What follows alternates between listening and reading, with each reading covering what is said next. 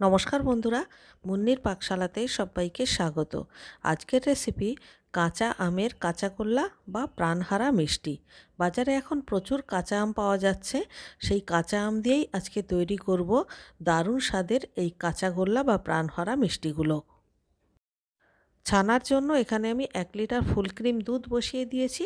দুধ যখন সবেমাত্র ফুটতে শুরু করবে তখনই গ্যাসটা বন্ধ করে দিয়েছি, আর খুব ভালো করে নাড়াচাড়া করে দুধের যে হাই হিটটা কমিয়ে দেব। এরপর একটা বাটির মধ্যে 4 চামচ মতো ভিনিগার আর 4 চামচ জল মিশিয়ে রেখেছিলাম, সেটাকে অল্প অল্প করে দিয়ে এরকমভাবে নাড়াতে নাড়াতেই দেখা যাবে যে দুধ আর জল আলাদা হয়ে গেছে, মানে ছানা আর জলটা আলাদা হয়ে গেছে। তো দেখুন, ছানাটা কিন্তু আমার কাটা হয়ে গেছে। এবারে সঙ্গে সঙ্গে একটা সুতির কাপড়ের মধ্যে ছানাটাকে ছেঁকে নিতে হবে, আর তারপর ছানাটাকে খুব ভালো করে 2-3 বার জল দিয়ে দিয়ে ধুয়ে নিতে হবে, যাতে করে ছানার মধ্যে ভিনিগারের কোনো রকম টক ভাব না থাকে বা ভিনিগারের কোনো গন্ধ না থাকে। এবার কাপড়টাকে এক জায়গায় করে ভালো করে টাইট করে পাকিয়ে পাকিয়ে ছানা থেকে যে এক্সট্রা জলটা আছে সেটাকে চিপে চিপে বের করে দিতে হবে। যতটা সম্ভব জলটাকে কিন্তু বের করে দিতে হবে। এবারে একটা মাঝারি সাইজের কাঁচা আম নিয়ে নিয়েছি। আমটাকে প্রথমে ছাড়িয়ে নেব, তারপর যতটা সম্ভব ছোট ছোট পাতলা পাতলা করে আমটাকে কেটে নেব। একটা মিক্সির জারের মধ্যে কেটে রাখা আমগুলোকে দিয়ে দিতে হবে, আর এর সাথে হাফ কাপ মতো জল দিতে হবে।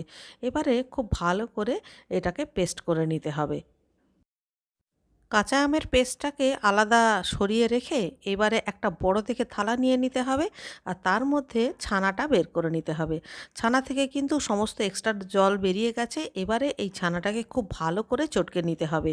মোটামুটি 5 থেকে 7 মিনিট ধরে ছানাটা খুব ভালো করে, মানে মসৃণ করে চটকে নিতে হবে। হাতের তালু দিয়ে ডলে ডলে ছানাটাকে মসৃণ করে নিতে হবে। তো দেখুন, আমার কিন্তু ছানাটা খুব সুন্দরভাবে মসৃণ হয়ে গেছে। এবারে পুরো ছানাটাকে আমি 3টে ভাগে ভাগ করে নেব। এর থেকে একটা ভাগ আলাদা করে রাখবো, আর বাকি দুটো ভাগ একসঙ্গে করে মিশিয়ে রাখবো। এবারে এই 2 ভাগ ছানার মধ্যে 1/4 কাপ মতো গুঁড়ো দুধ মিশিয়ে দিতে হবে। যেহেতু আমি এই মিষ্টিতে কনডেন্সড মিল্ক ব্যবহার করছি না, সেই জন্য গুঁড়ো দুধটা অবশ্যই ব্যবহার করতে হবে। খুব ভালোভাবে আবারও চটকে চটকে গুঁড়ো দুধ আর ছানাটা মিশিয়ে ফেলতে হবে, আর মিশিয়ে আবারও একটা মসৃণ ডোতে পরিণত করতে হবে।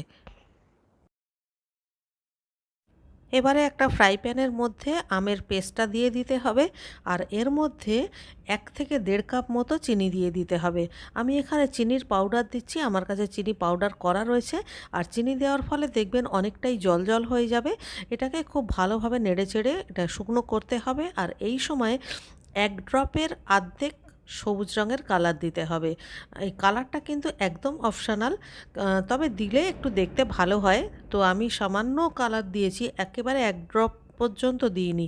তো দেখুন, এটাকে নাড়তে নাড়তে কিন্তু এটা একদম হয়ে গেছে, এটা চিটচিটে মতো একটা হয়ে গেছে। এবারে যে বড় মণ্ডটা তৈরি করেছিলাম গুঁড়ো দুধের মিশ্রণ দিয়ে আর ছানা দিয়ে, সেই মিশ্রণটা আমি দিয়ে দিলাম। এবারে খুব ভালো করে খুন্তির সাহায্যে নেড়ে নেড়ে এটাকে ভালোভাবে মিশিয়ে নিতে হবে। গ্যাসের ফ্লেম মিডিয়ামে রেখে আমের সিরাপ আর ছানাটা খুব ভালো করে মিশিয়ে নিতে হবে।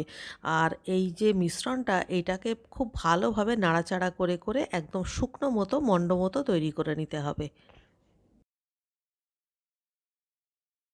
প্রায় 6 থেকে 7 মিনিট রান্না করবার পর এবারে দেখবেন এই মিশ্রণটা ঠিক এরকম ঘন ঘন হয়ে যাবে আর কড়াই থেকে ছেড়ে আসবে। এবারে এটাকে ওই থালার মধ্যে ঢেলে নিতে হবে, আর খুব ভালো করে ছড়িয়ে দিতে হবে যাতে এই মিশ্রণটা খুব তাড়াতাড়ি ঠান্ডা হয়ে যায়। প্রায় 1 ঘন্টা পর যখন এটা হালকা গরম থাকবে, মানে মোটামুটি হাত দেওয়া যাবে, এই সময় যে কাঁচা ছানাটা আলাদা করে রেখেছিলাম সেটা এর সাথে খুব ভালো করে মিশিয়ে নিতে হবে।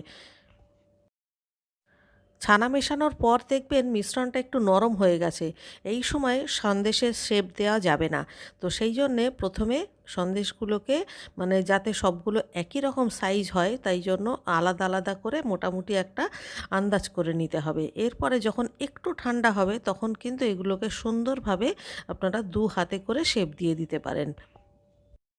তাছাড়া আরেকটাও কাজ করা যেতে পারে, বাজারে যে মিষ্টির জন্য বিভিন্ন রকম ফয়েল পাওয়া যায়, সেই রকম ছোট ছোট ফয়েল যদি আপনাদের কাছে থাকে, এই যে দেখুন আমি যেগুলো প্লেটের মধ্যে সাজিয়ে নিয়েছি, তার মধ্যেও ওই মিষ্টিগুলোকে নিয়ে কোনো মতে একটুখানি শেপ দিয়ে ওই বাটির মধ্যে করে একটা একটা করে দিলে কিন্তু সেটাও দেখতে বেশ ভালো লাগে। সমস্ত মিষ্টিগুলো শেপ দিয়ে রেডি করা হয়ে গেছে। এবারে এগুলোকে একটু ডেকোরেশন করতে হবে। তার জন্য ওপর থেকে অল্প অল্প গুঁড়ো দুধ ছড়িয়ে দিচ্ছি। আর গুঁড়ো দুধটা ছড়িয়ে দেওয়ার ফলে মিষ্টিগুলো আরও লোভনীয় হয়ে গেছে। আপনারাও বাড়িতে অবশ্যই একবার এইভাবে প্রাণহারা মিষ্টি বানাবেন। আর রেসিপিটা ভালো লাগলে বরাবরের মতো একটা লাইক করবেন, কমেন্ট করে আমাকে জানাবেন। আর আপনি যদি আমার চ্যানেলে নতুন বন্ধু হয়ে থাকেন, তাহলে চ্যানেলটিকে সাবস্ক্রাইব করে প্লিজ আমার পাশে থাকবেন। তাহলে আজকের মতো এই পর্যন্ত, দেখা হচ্ছে পরবর্তী ভিডিওতে আবার একটা নতুন রেসিপির সাথে নিয়ে। ততক্ষণের জন্য সবাই ভালো থাকবেন।